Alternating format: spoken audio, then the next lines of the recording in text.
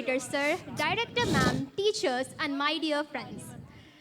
I, Anika of 9A from Aryabhatta Group, wish a very happy Children's Day to everyone present here. As a part of the most awaited inter-house dramatics competition, aspiring Aryabhatta Group is here to present you a short play, While the Auto Waits by O. Henry. William Sidney Porter, better known by his pen name O. Henry, was an American writer whose short stories were famous for their wit and clever twist endings. He wrote nearly 600 short stories. His writings were filled with humorous language, surprise endings, and tearful smiles. His tales romanticize the commonplace, in particular, the life of the ordinary people living in New York City. While the Auto Waits is a short story of a poor girl who pretends to be rich while reading in a park. Over to the narrators, Akshita and Tanvi. Hello, Akshita. How's your day going? I'm extremely happy today. But why, Akshita? I'm eagerly waiting for the event to commence. Then what are we waiting for? Let's begin. Good morning, everyone. Here opens the first scene with Mary Jane, a young and a poor girl returning back to her home from the restaurant where she worked to earn her livelihood. By the time she reached home, the sun was about to set. Everyone in her family were desperately waiting for her. Let us see how they received her. Harry, are you finally to home, child? Looking very tired. Here is a cup of tea. Thank you, Mom. I had a great deal of work today and I'm absolutely out of energy.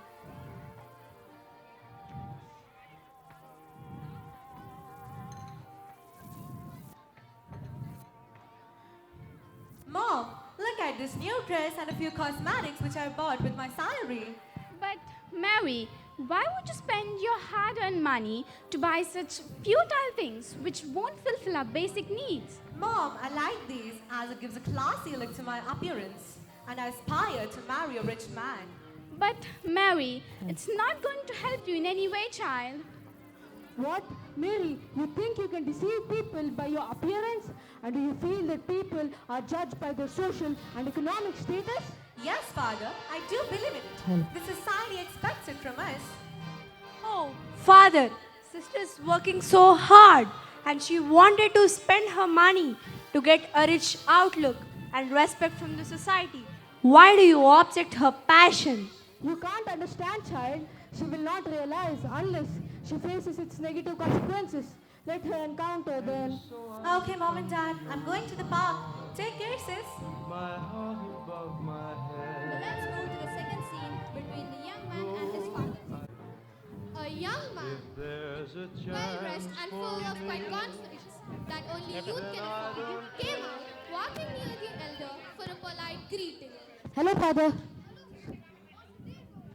Going good for now, Dad, and I must see how it goes later. All right, Dad, I'm leaving. I just have a dinner reservation at the restaurant, Dad, and I'm leaving for it. The boy leaves to his dinner reservation without listening to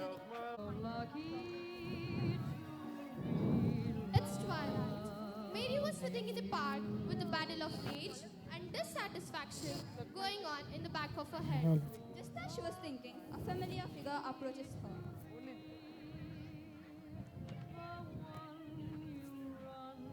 Hello, Mary. I got to see you after so long. Hello, Gia. It has been a while since we met. Where were you? Yes, I was on a world tour. I visited a couple of countries and luxurious baths that made me go restless all day and night. Yes, you seem tiresome.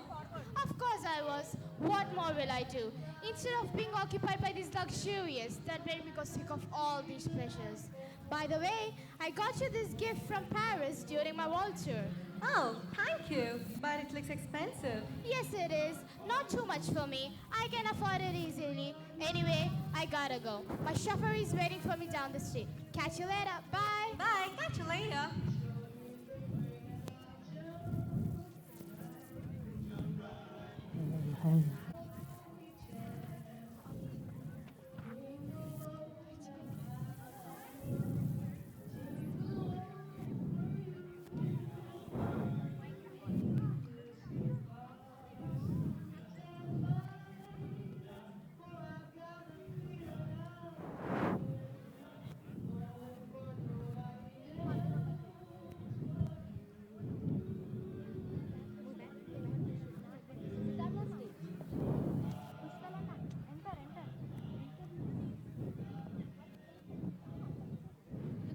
corner of a city park. A girl in blue sits alone on her bench, reading a book. A large mess wheel hangs over her face, which nevertheless shines through with a calm and unconscious beauty. As she flips a page, the book slips from her hand, and a young man who had been hovering nearby pounces upon it. He returns it to her with a gallant and hopeful air. Oh, thank you. Nice weather we are having. Yes. Well, You may sit down if you like. are you sure? I don't want to interrupt your reading. Really, sit. I would like very much to have you do so. The light is too bad for reading. I prefer to. Well, if you insist. He slides on hopefully onto the seat next to her. Well, you got to be the stunningest girl I've ever seen. Honest, I got my eye on you since yesterday. Yesterday. Didn't know that somebody has balled over those pretty lumps of yours. Did you, honeysuckle? Whoever you are, you must remember that I'm a lady. I'll excuse the remark that you've just made because the mistake was doubtless not an unnatural one in your circle. I asked you to sit down. The invitation must constitute me a honeysuckle. Answer it with John. Sorry, I'm sorry. I didn't mean to interrupt you. I thought, well, there are girls in the... Of course you don't, but... Abandon the subject if you please. Of course, I know. Right.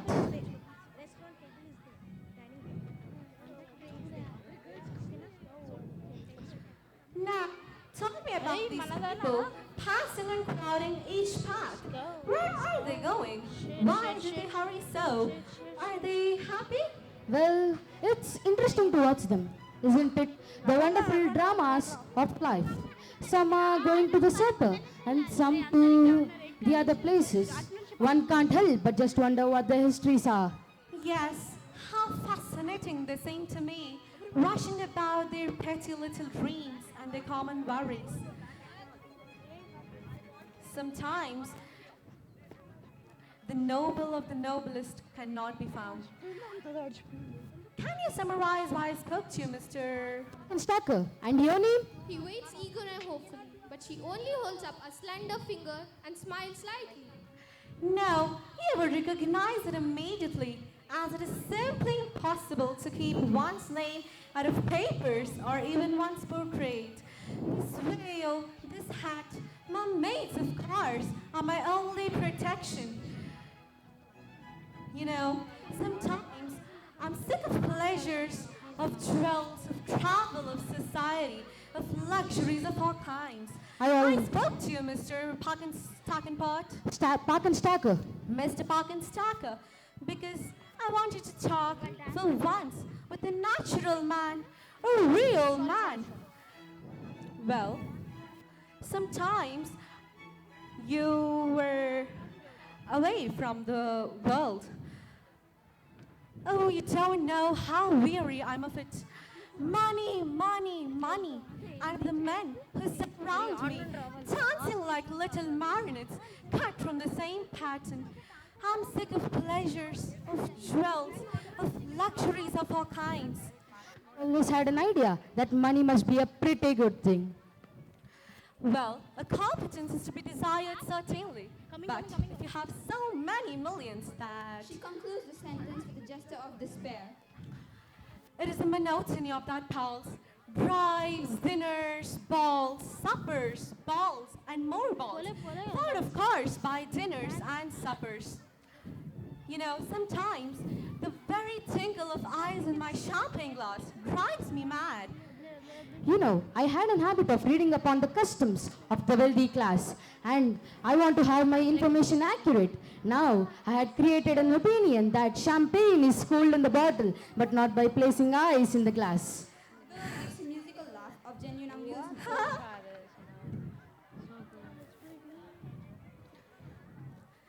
Now, what is your line of business, if you don't mind my asking?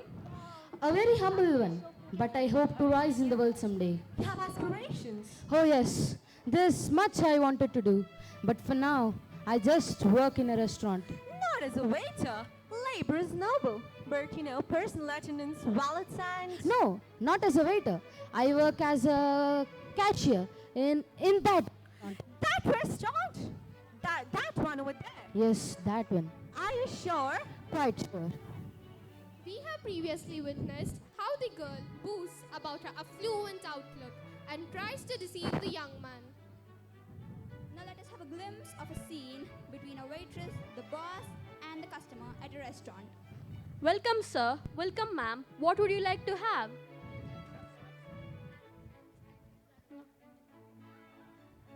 I would like some hot soup and noodles. Is that okay? Yes, I like noodles too. I would like some muffins too. Okay, sir. Okay, ma'am. I'll be right back.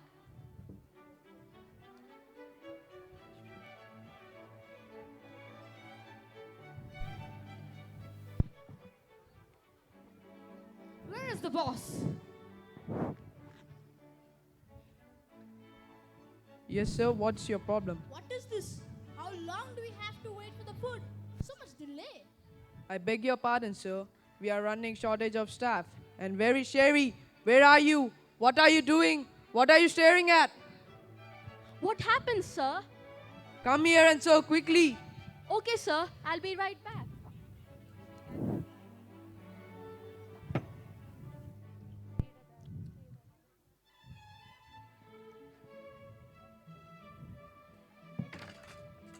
What is this, you reckless lady? I'm sorry, ma'am. I'll clean it up and bring you a new one. No, we don't want anything from here. So poor hospitality. Yes, let's go. Please wait. No way, we're not gonna wait. What is this, Sherry? You have to be careful. And where is Mary Jane? It's time for her shift. I'll find out. Go and fetch her out. Okay, sir. Let's dive back into their conversation. But suddenly, the girl consults a tiny watch set in a bracelet with a rich design upon her wrist. She raises Oh. with a star. For important engagement? An engagement? Yes. Some sort of ball or Yes. will I see you again? I don't know. Perhaps the whim may not cease again. I must go now. You must have noticed an automobile at the upper corner of the park. One with a white body? And the red running gear. Yes, I always come in that. Barry waits for me there. He supposes me to be shopping in the departmental store across the square. Good night. Wait, it's getting dark and the park is full of questionable characters. I'll come with you too. No. If you have the slightest regard for my wishes, you will remain on this bench for 10 minutes after I've left. Again, good night. Suddenly, a waitress approaches them wearing a soiled, dirty uniform. Just Mary- coming off a shift. Mary Jane Parker, what on earth are you doing out here? To whom are you speaking, madame? To whom am I? To you. Who do you think, you ninny? Then I'm sure I don't know what you're talking about. Don't know what I'm talking about? Your shift started 15 minutes ago with Mr. Weatherspoons in a rage. This is the third time in the month you have been late. You better get yourself over there and into the uniform before he cuts you loose for good. Go on now. I know you can't afford to miss a paycheck. You must have been confused with someone else. Confused with why Mary Jane Parker? We have known each other for 3 years. We swap shifts. Have you been drinking? And why are you wearing that ridiculous hat? I'm sorry, Mr. Parkenblogger. Park and stacker. Mr. Parkenstacker. Park and Stacker? Park and stacker. As in the Park and Stacker from the society pages? The society pages? Only if I was so. You must excuse me. My chauffeur is waiting. Chauffeur? What kind of crazy airs are you putting on? You never had a chauffeur and you don't even own an automobile. I do so Since when? since...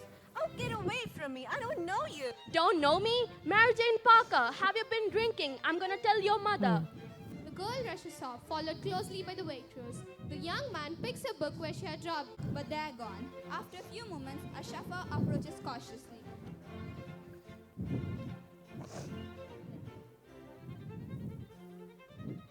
Sir, the dinner reservation is still waiting. Would you like to go? It's Mary Jane Parker. Wasn't she, Henry? Indeed, sir. She told me that she was sick of pleasures and jewels. She was tired of all money, money, and money. But now she couldn't resist a part, even for a few minutes. And what part did you play, sir? A humble man, desperate for the glimpse of her world. The young lady seemed to have solace in her role. Imagine herself, sir. Well, we both did it. For a moment, I was the man she was searching for, and she is the girl I have been searching and waiting for. Perhaps in some way she was. Perhaps we both didn't want to know what's the reality, and we both escaped into each other's world for the few minutes. Indeed, sir. Shall we be going? Yes, let's go. What's left for us here?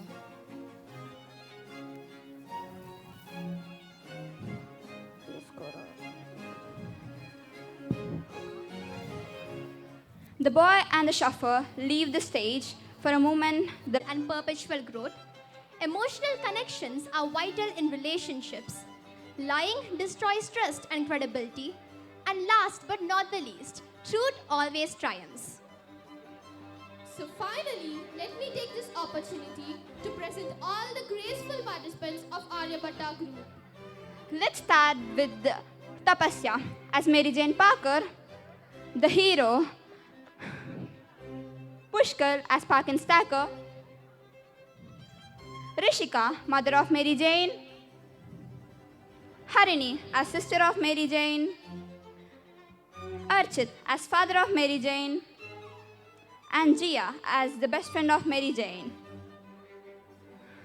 Siddhartha, the father of Parkin Stacker,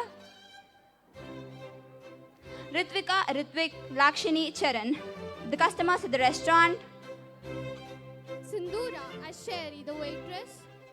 Satvik as the restaurant owner.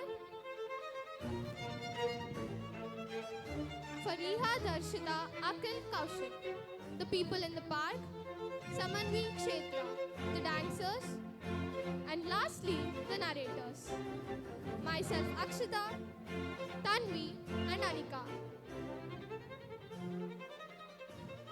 Thank you.